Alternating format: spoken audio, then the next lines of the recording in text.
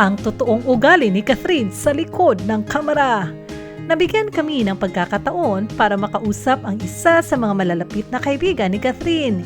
Ikinuwento nito ang mga impormasyon tungkol kay Catherine na hindi alam ng marami maliban na lamang sa mga fans ni Catherine.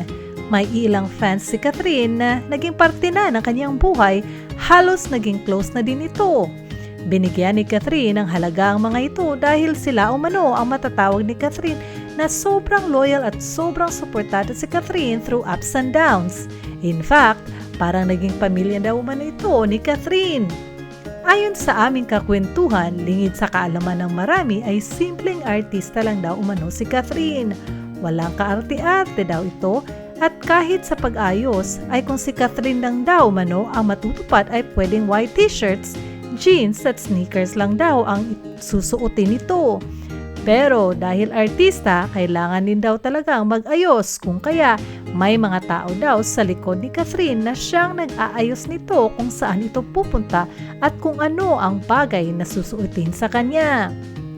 At kalaunan daw ay natuto na din si Catherine na mag-ayos kung kaya minsan daw ay magsasuggest na si Catherine sa kanyang susuotin at ina-assess naman ng stylist kung fitting for the occasion ba ang kanyang get-up. Naibanggit din ng aming nakausap na sobrang matulungan din daw itong si Catherine pero hindi daw ito pinagbibigay alam sa publiko kasi ayaw daw ni Catherine malaman ng mga ito. Ito daw ang isa sa mga bagay na nakaka-admire kay Catherine.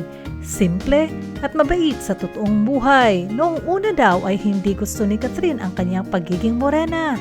Malaking impluwensya kasi noon na ang mga mapuputi ay mas mamaganda.